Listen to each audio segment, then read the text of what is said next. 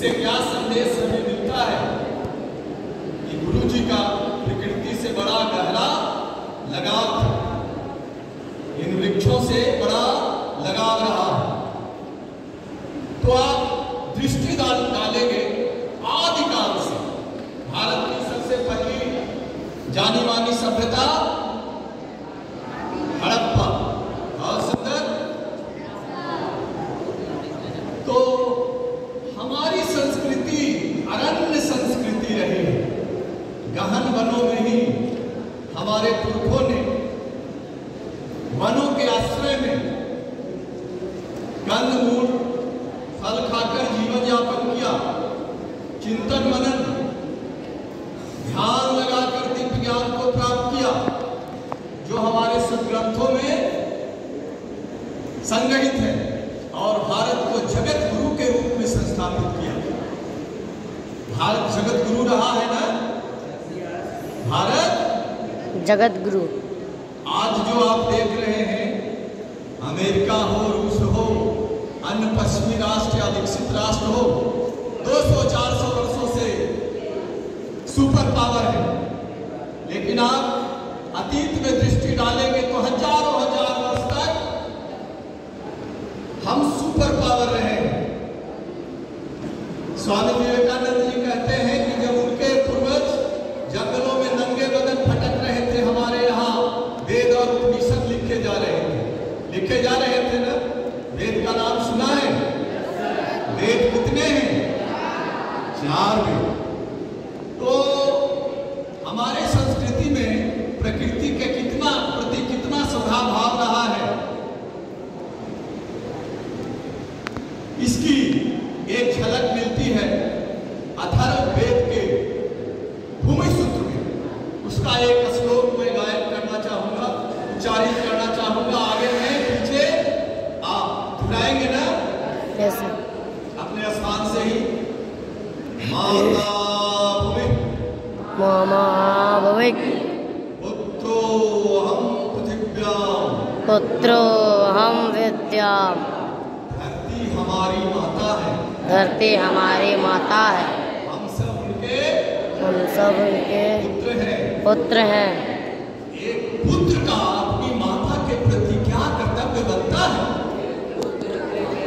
उनकी जतन से भेदभाव सेवा करना। तो हम आदिकाल से प्रकृति के साथ चल रहे हैं। कभी स्वामी बनने का भाव हमारे मन में नहीं आया। कण कण में ब्रह्म का वास मानने वाले हम लोग रहे हैं। नदियों को हम माँ कह करके पुकारते हैं ना, और इन देव स्वरूप वृक्षों को हम पूजते हैं। बरगद की पूजा कब होती है? बरगद वृक्ष की पूजा वट सावित्री व्रत में। करम की पूजा कर्मा में, सखुआ साल में। हम क्यों पूछते हैं इन वृक्षों को? और आज से नहीं, मोहनजोदाड़ो की खुदाई से जो राजकीय सील मिला है, उस पर पीपल वृक्ष के पत्ते को उकेरा गया है। किताबों में उधर आपने देखा होगा। क्यों? हमारे पूर्वज पीपल वृक्ष को पवित्र मानकर पूजते थे। आज वैज्ञानिक 20वीं सदी में बता रहे हैं कि ये 24 घंटा ऑक्सीजन देते हैं। हमें प्राणवायु कौन देते हैं? पेड़ पौधे, है ना? तो आइए एक नारा मैं बोलूंगा, प्राणवायु देता है कौन? आप दोहराएंगे, बड़ा वृक्ष रहता जो मोह। प्राणवायु देता है कौन? प्राणवायु देता है कौन? बड़ा वृक्ष रहता जो मोह। नन्हा पौधा बनता पेड़, सुख संपदा देता है। नन्हा पौधा बनता पेड़, ये वृक्ष हमें प्राणवायु देते हैं ना? Yes sir. और क्या क्या देते हैं? फल फूल मेवा लाभ गोल सैकड़ों चीजें देते हैं, और बदले में हमसे कार्बन डाइऑक्साइड का जहर लेते हैं।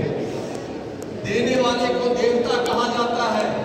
इसी वजह से हमारे पूर्वज इन वृक्षों को देव स्वरूप मानकर आदिकाल से पूज रहे हैं, आदिकाल से पूज रहे हैं। बच्चे, एक चीज जानकर आपको बहुत सुखद अनुभूति होगी। हवा में ऑक्सीजन की मात्रा कितनी होनी चाहिए?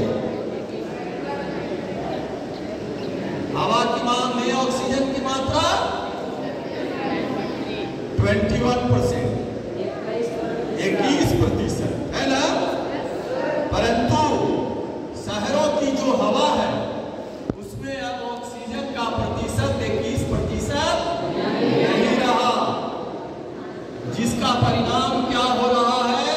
सांस की बीमारी, फेफड़ा की बीमारी, अस्थमा से बच्चे और सयान ग्रसित हो रहे हैं, जिसके कारण अस्पतालों में अलग अस्थमा विभाग खोलना पड़ रहा है। अस्थमा के इलाज के लिए अलग अस्पताल खोले जा रहे हैं।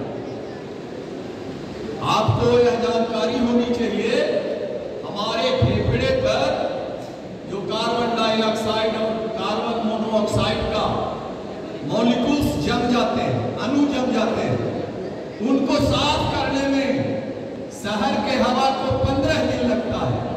शहर के हवा को 15 दिन और जंगल के हवा को 3 घंटा। 3 घंटा। जंगल में आप 3 घंटे सांस ले लेंगे, सारे जो कार्बन डाइऑक्साइड और कार्बन मोनोऑक्साइड का मॉलिक्यूल्स जमे हुए हैं वो साफ हो जाएंगे। लेकिन शहरों की हवा में 15 दिन। आप सौभाग्यशाली हैं, आपका विद्यालय हरियाली से आच्छादित है, हरियाली से आच्छादित है। तो इसके लिए हमें क्या करना होगा? पौधे लगाने होंगे और पुराने पौधों को बचाना होगा। आइए एक नारा मैं बोलूंगा, वृक्ष रोपे न्यारे न्यारे, आप नगरी नगरी द्वारे द्वारे, नगरी नगरी द्वारे द्वारे, वृक्ष रोपे न्यारे न्यारे, नगरी नगरी द्वारे द्वारे, वृक्ष रोपे न्यारे न्यारे, नगरी नगरी द्वारे द्वारे। 2-4 नारे और। नन्हे पौधे का अरमान, बनने दो मुझे वृक्ष महान, नन्हे पौधे का अरमान, बनने दो मुझे वृक्ष महान, नन्हे पौधे का अरमान, बनने दो मुझे वृक्ष महान। जंगल आपने देखा है?